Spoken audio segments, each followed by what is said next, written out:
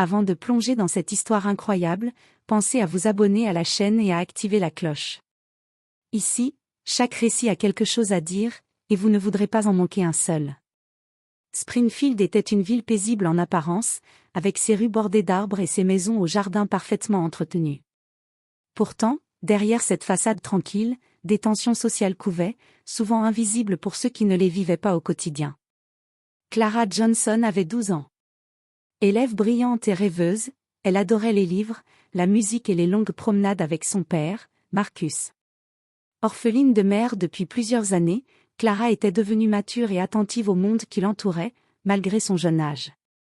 Ce matin-là, en entrant dans la salle de classe de Jefferson Middle School, Clara ne se doutait pas que sa journée prendrait une tournure dramatique.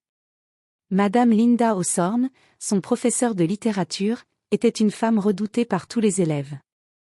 Autoritaire et exigeante, elle semblait incapable de tolérer la moindre erreur, surtout de la part des élèves qui n'entraient pas dans son idéal. Clara prit place à son bureau, serrant contre elle son livre préféré, To Kill a Mockingbird. Elle aimait ce livre pour son message sur la justice et le courage. Ironie du sort, c'était exactement ce dont elle allait avoir besoin ce jour-là. Quand la porte se referma derrière elle et que le silence s'installa dans la classe, Clara sentit un frisson parcourir son échine. Elle ignorait que ce jour, un simple cours de littérature, allait devenir un test de courage et de dignité, un moment qui allait changer sa vie pour toujours. Le soleil du matin baignait la salle de classe de Jefferson Middle School d'une lumière douce, mais Clara ne pouvait pas la voir. Son esprit était concentré sur le livre qu'elle tenait contre sa poitrine, To Kill a Mockingbird, son refuge préféré. Aujourd'hui, Madame Linda Hawthorne, son professeur de littérature, semblait de mauvaise humeur. Alors que les élèves s'installaient, Madame Hawthorne leva la voix, sèche et tranchante. Bonjour à tous. Aujourd'hui, nous allons discuter de justice, de courage et de responsabilité. Clara leva timidement la main pour poser une question sur le passage qu'elle avait lu la veille, mais Madame Hawthorne la coupa immédiatement. Clara, vous parlez trop. Parfois, certains enfants. Elle hésita, et son regard glissa sur Clara avec une froideur glaciale. Ont du mal à comprendre certains concepts. Les mots frappèrent Clara comme un coup de vent glacial. Elle sentit les regards des autres élèves se poser sur elle. Certains baissèrent les yeux, mal à l'aise, tandis que d'autres échangèrent des chuchotements. Clara prit une profonde inspiration et décida de rester calme. Puis, la professeure demanda à Clara de lire un passage à voix haute. Clara s'exécuta, sa voix claire et posée traversant la salle. Mais Madame Hawthorne, manifestement irritée par sa précision et sa confiance, s'avança brusquement vers elle. « Arrête » s'écria-t-elle, sa voix pleine de colère. « Tu ne comprends même pas ce que tu lis. Tu ferais mieux de rester silencieuse, Clara. » Avant que Clara ne puisse réagir, Madame Hawthorne leva la main et lui administra une gifle retentissante. Un silence glacial s'abattit sur la classe. Les élèves, choqués, se figèrent. Clara, le visage brûlant de douleur et d'humiliation, sentit ses larmes monter, mais elle refusa de pleurer devant tout le monde. Elle retourna lentement à son bureau, le cœur battant, tentant de comprendre ce qui venait de se passer. Autour d'elle, certains élèves murmuraient des excuses, d'autres détournaient le regard. Mais Clara savait une chose, elle ne serait pas brisée. Clara sortit de l'école en marchant lentement, le cœur lourd et l'esprit tourmenté. Chaque pas semblait plus difficile que le précédent, comme si le monde autour d'elle avait soudainement perdu ses couleurs. Les souvenirs de la gifle de Madame Hawthorne brûlaient encore sur sa joue.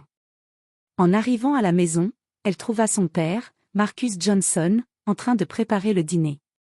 Son regard attentif se posa immédiatement sur elle. « Clara, ça va ?» demanda-t-il avec une douceur rassurante. Clara secoua la tête, incapable de parler au début. Les mots restaient coincés dans sa gorge, mais les larmes commencèrent à couler malgré elle. Marcus s'agenouilla à sa hauteur et la prit dans ses bras. « Qu'est-ce qui s'est passé, ma fille ?» À travers ses sanglots, Clara raconta l'humiliation subie en classe. La gifle, les paroles humiliantes, les regards des camarades, tout. Marcus écouta attentivement, son visage se durcissant à mesure que Clara parlait. « Personne ne devrait jamais te traiter ainsi, Clara. » « Jamais » dit-il fermement. Nous allons faire en sorte que justice soit faite. Clara, malgré sa douleur, sentit une petite étincelle de réconfort. Son père ne la laisserait pas seule face à l'injustice. Ensemble, ils commencèrent à réfléchir aux actions possibles. Clara savait qu'elle devait rester forte, non seulement pour elle-même, mais aussi pour montrer que personne ne pouvait la rabaisser à cause de sa couleur de peau. Cette nuit-là, alors qu'elle s'endormait, Clara se promit de transformer cette humiliation en force. Elle ignorait encore comment, mais elle savait que ce moment ne la définirait pas. Le lendemain matin, Marcus Johnson se leva avec une détermination nouvelle. Il savait qu'il ne pouvait pas laisser passer l'humiliation de sa fille sans réaction. Après le petit déjeuner, il prit Clara par la main et se rendit à Jefferson Middle School. Dès son arrivée, le directeur, M. Edward Phillips, le reçut dans son bureau. Marcus ne perdit pas de temps. « Monsieur Phillips, je viens pour parler de ce qui est arrivé à ma fille hier. Elle a été giflée et humiliée par Madame Hawthorne devant toute sa classe. » Le directeur fronça les sourcils, visiblement embarrassé. « Marcus, nous allons examiner la situation. Je vais parler avec Madame Hawthorne et enquêter. » Marcus serra les poings. Il avait entendu ce genre de promesses auparavant et savait qu'elles ne signifiaient rien sans action. « Je veux plus qu'une enquête. Je veux que vous assuriez la sécurité et le respect pour tous les élèves, et que cette situation ne se reproduise jamais. » Le directeur, sous pression, acquiesça. Mais quand Marcus évoqua la gifle, Madame Hawthorne tenta de minimiser la situation lorsqu'elle fut appelée à donner sa version. Elle prétendit que Clara avait mal interprété la scène, et que tout avait été exagéré. « Ce n'est pas acceptable, » s'emporta Marcus. « Clara a été blessée et humiliée. Vous devez prendre vos responsabilités. » Alors qu'ils discutaient, quelques élèves entrèrent timidement dans le bureau. Ils avaient été témoins de l'incident et voulaient soutenir Clara. Leur courage impressionna Marcus, il sut que sa fille n'était pas seule. En quittant le bureau, Marcus sentit que le combat ne faisait que commencer. Il devait protéger Clara, mais il savait aussi que cette affaire pouvait changer l'école entière si elle était traitée correctement. À Jefferson Middle School, la nouvelle de l'humiliation de Clara se répandit rapidement. Les élèves, choqués par le geste de Madame Hawthorne, commencèrent à parler entre eux, certains exprimant leur indignation, d'autres leur soutien silencieux. Sarah Thompson, la meilleure amie de Clara, décida de ne pas rester passive. Pendant la pause déjeuner, elle rassembla un petit groupe d'élèves et leur parla avec conviction. « Ce qui est arrivé à Clara n'est pas juste. Nous devons montrer que nous la soutenons, peu importe sa couleur de peau. » Ensemble, ils commencèrent à écrire des messages de soutien et à les afficher discrètement sur les casiers, envoyant aussi des messages aux enseignants et au conseil scolaire. L'histoire commença à circuler sur les réseaux sociaux internes de l'école. Clara, d'abord hésitante à accepter l'attention, fut touchée par cette solidarité. Elle réalisa que ses camarades ne la jugeaient pas sur sa couleur de peau, mais sur qui elle était vraiment. Pendant ce temps, Marcus continuait à pousser la direction de l'école à agir. Les parents d'élèves, alertés par la rumeur et les publications en ligne, commencèrent eux aussi à se mobiliser, réclamant une réponse officielle. Face à la pression croissante, M. Phillips, le directeur, convoqua Madame Hawthorne pour une nouvelle rencontre. Cette fois, il était clair que l'école ne pourrait pas minimiser l'incident. La solidarité des camarades de Clara ne se limitait pas aux mots. Certains élèves, inspirés par son courage, décidèrent de se tenir à ses côtés dans chaque cours et de témoigner publiquement de ce qu'ils avaient vu. L'élan de soutien grandissait chaque jour, et Clara comprit qu'elle n'était pas seule dans ce combat. Ce chapitre de sa vie, douloureux mais révélateur, allait devenir le point de départ d'un changement qui dépasserait les murs de sa classe. Quelques jours après l'incident, Jefferson Middle School était en effervescence. La nouvelle de la gifle donnée à Clara avait dépassé les murs de l'école et circulait désormais dans toute la communauté.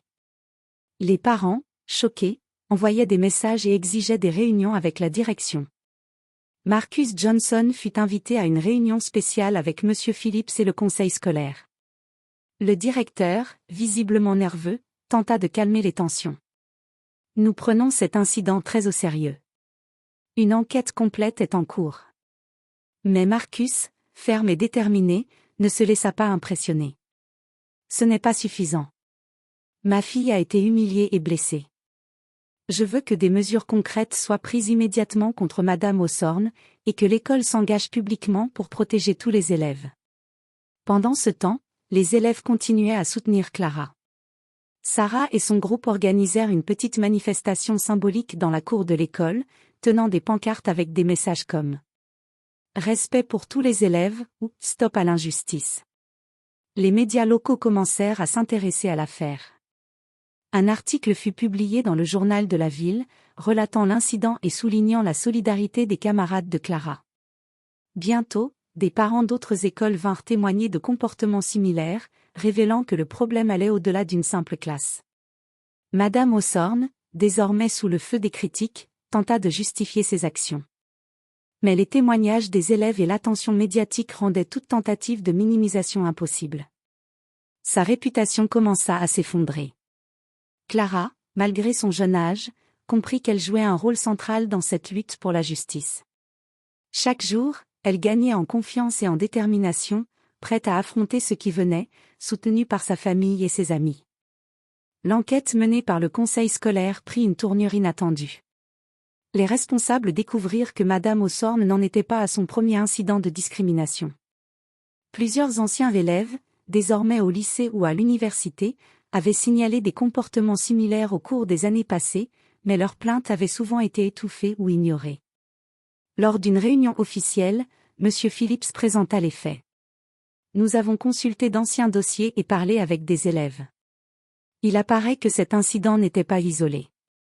Clara, assise aux côtés de son père, sentit un mélange de soulagement et de colère. Soulagement parce que la vérité éclatait enfin, colère parce que Madame Hawthorne avait continué à agir ainsi impunément pendant des années. Les parents présents dans la salle exprimèrent leur indignation. Les discussions devinrent animées, certains demandant la suspension immédiate de Madame Hawthorne, tandis que d'autres réclamaient sa révocation complète. Face à la pression, le conseil scolaire prit une décision ferme, Madame Hawthorne serait suspendue à titre conservatoire, en attendant une décision finale sur son emploi. Cette mesure fut communiquée publiquement, envoyant un message clair, le racisme et l'abus de pouvoir n'étaient plus tolérés. Clara, malgré sa timidité naturelle, se sentit soudain investie d'une nouvelle force. Elle réalisa que son expérience pouvait aider d'autres élèves à ne plus rester silencieux face à l'injustice. Les mots de son livre préféré, To Kill a Mockingbird, prirent un sens nouveau, le courage et la justice pouvaient triompher, même face à la peur et à l'oppression. À ce moment-là, Clara sut que, malgré la douleur et l'humiliation, elle ne serait jamais définie par ce que Madame Hawthorne lui avait fait.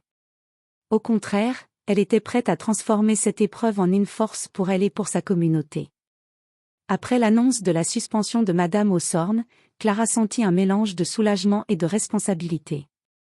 Elle savait qu'elle était devenue, malgré elle, un exemple pour ses camarades. Mais elle refusait de se laisser écraser par la peur ou par la colère, elle voulait transformer cette expérience en quelque chose de positif. Avec l'aide de Sarah et de quelques amis, Clara commença à organiser des réunions discrètes après les cours. Ensemble, ils parlaient de respect, d'injustice et de courage. Clara partageait son expérience, non pas pour se plaindre, mais pour encourager les autres à s'exprimer et à défendre leurs droits. Marcus, son père, la soutenait à chaque étape. Il lui rappelait qu'elle avait le droit de se défendre et que sa voix comptait. Inspirée par ces encouragements, Clara rédigea un court discours sur le respect et l'inclusion, qu'elle présenta devant sa classe. Nous devons nous soutenir les uns les autres, peu importe notre couleur de peau ou nos différences, dit Clara, sa voix claire et assurée. Personne ne mérite d'être humilié ou blessé, et nous devons le dire quand cela arrive. Les élèves furent profondément touchés. Certains, qui avaient hésité à témoigner ou à parler, trouvèrent le courage de partager leur propre expérience. Petit à petit, la solidarité grandit dans l'école. Les enseignants, y compris ceux qui avaient ignoré des comportements injustes par le passé, commencèrent à soutenir cette initiative. Clara se rendit compte que ce qui avait commencé comme une humiliation terrible pouvait devenir une force capable de changer sa communauté scolaire. Chaque sourire de camarade, chaque mot de soutien renforçait sa détermination, elle ne serait jamais une victime silencieuse. À la fin de la semaine, Clara, bien que jeune, était déjà perçue comme un symbole de courage et de dignité. Elle savait que le chemin serait encore long, mais pour la première fois, elle se sentait prête à affronter l'injustice avec confiance et espoir. La détermination de Clara et le soutien de ses camarades avaient commencé à attirer l'attention bien au-delà des murs de Jefferson Middle School. Les parents d'élèves, choqués par l'incident et impressionnés par le courage de Clara, décidèrent de se mobiliser. Des réunions furent organisées dans la bibliothèque de l'école, où les familles discutaient de solutions pour prévenir toute injustice future. Sarah et Clara furent invitées à prendre la parole lors de ces rencontres. Clara, un peu nerveuse au début, raconta son expérience avec sincérité et calme. « Ce que j'ai vécu n'était pas juste, mais je veux que cela serve à quelque chose. Nous devons nous soutenir et protéger ceux qui sont vulnérables. » Ces paroles touchèrent profondément les parents et les enseignants présents. Les discussions se tournèrent alors vers des actions concrètes, formation sur la sensibilisation à la diversité pour le personnel, protocole strict pour signaler et traiter les incidents de discrimination, et mise en place d'un conseil d'élèves pour promouvoir l'inclusion. Les médias locaux, informés par des parents et des élèves, commencèrent à couvrir l'histoire. Un article dans le journal de Springfield décrivit le courage de Clara et la solidarité de ses camarades, qualifiant l'événement de « leçon de dignité et de résilience pour toute la communauté ». Pour Clara, ce fut un moment étrange mais puissant. Elle voyait que ce qui avait commencé comme une humiliation personnelle pouvait devenir une force de changement.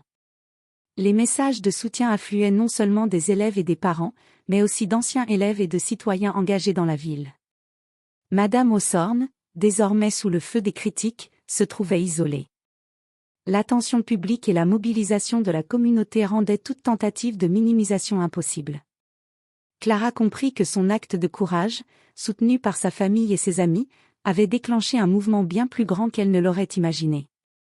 La jeune fille commença à croire que même à 12 ans, on pouvait faire une différence. Elle savait que la route vers une justice totale serait longue, mais pour la première fois, elle sentait que son combat n'était plus solitaire. Quelques semaines plus tard, le conseil scolaire organisa une audience publique pour traiter de l'incident et décider du sort de Madame Hawthorne. La salle était remplie de parents, d'enseignants, d'élèves et même de journalistes locaux venus couvrir l'affaire. L'atmosphère était chargée de tension. Clara, accompagnée de son père, entra dans la salle avec une détermination tranquille. Bien qu'elle soit nerveuse, elle savait que c'était le moment de faire entendre sa voix. Lorsque son tour arriva, elle s'avança et prit une profonde inspiration. « Bonjour, je m'appelle Clara Johnson, dit-elle, sa voix claire et posée malgré le trac. Ce qui m'est arrivé n'était pas juste. Être giflée et humiliée à cause de ma couleur de peau m'a fait très mal, mais je suis ici pour dire que personne ne devrait subir cela. » Elle raconta l'incident avec des détails précis, en expliquant l'impact émotionnel et scolaire qu'il avait eu sur elle. Chaque mot résonnait dans la salle, et les murmures cessèrent peu à peu. Les adultes présents, touchés par son courage, écoutaient attentivement. Puis, plusieurs élèves prirent la parole pour témoigner de ce qu'ils avaient vu et de leur soutien à Clara. Les anciens élèves mentionnèrent les comportements discriminatoires répétés de Madame Hawthorne, rendant l'argument de la professeure de plus en plus fragile. Quand ce fut le tour de Madame Hawthorne, elle tenta de se défendre, minimisant l'incident et prétendant qu'il s'agissait d'un malentendu. Mais face aux témoignages concordants et à l'émotion palpable dans la salle, sa crédibilité s'effondra rapidement.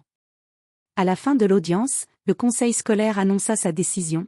Madame Hawthorne serait licenciée pour comportement abusif et discrimination. Une déclaration officielle fut publiée pour sensibiliser tous les établissements scolaires à l'importance du respect et de l'inclusion. Clara sentit un mélange de soulagement et de fierté. Elle venait de transformer une humiliation personnelle en une victoire symbolique pour tous ceux qui pouvaient subir des injustices similaires. Pour la jeune fille, ce jour marqua la fin d'un chapitre douloureux mais le début d'une nouvelle mission, continuer à défendre les droits des élèves et inspirer le courage dans sa communauté. Quelques mois après l'audience publique, la vie de Clara avait commencé à retrouver un rythme normal, mais avec une nouvelle perspective sur elle-même et sur le monde qui l'entourait. L'école avait mis en place plusieurs initiatives pour promouvoir l'inclusion et le respect, des séances de sensibilisation pour les enseignants, des conseils d'élèves pour favoriser le dialogue, et un protocole strict pour signaler tout comportement abusif. Clara continua à s'impliquer activement. Avec ses amis, elle organisa des clubs de discussion sur la tolérance et la justice, partageant son expérience avec de nouveaux élèves et encourageant chacun à parler lorsqu'il était témoin d'injustice. Sa popularité auprès des camarades n'était pas superficielle, elle était devenue un symbole de courage et de dignité. Même les parents et enseignants respectaient profondément sa maturité et sa force intérieure. La communauté de Springfield, inspirée par l'histoire de Clara, commença à prêter plus d'attention aux problèmes de discrimination et à valoriser l'inclusion. Les médias locaux continuèrent de suivre son parcours, présentant son courage comme un exemple pour toutes les générations. Clara, assise sur le banc du parc près de chez elle, regarda le soleil se coucher. Elle se rappela le jour de l'humiliation, la gifle, la peur et la honte. Puis elle sourit, fière de la manière dont elle avait transformé cette douleur en force. Elle comprit que même à 12 ans, on pouvait provoquer un changement réel. Elle savait que d'autres défis viendraient, mais désormais elle était prête. Clara avait appris que la véritable force ne venait pas de la puissance physique, mais du courage de se tenir debout, de défendre ses valeurs et de faire entendre sa voix, peu importe l'adversité. Et c'est ainsi que Clara Johnson, la jeune fille autrefois humiliée et giflée, devint un symbole de justice et d'espoir pour toute sa communauté.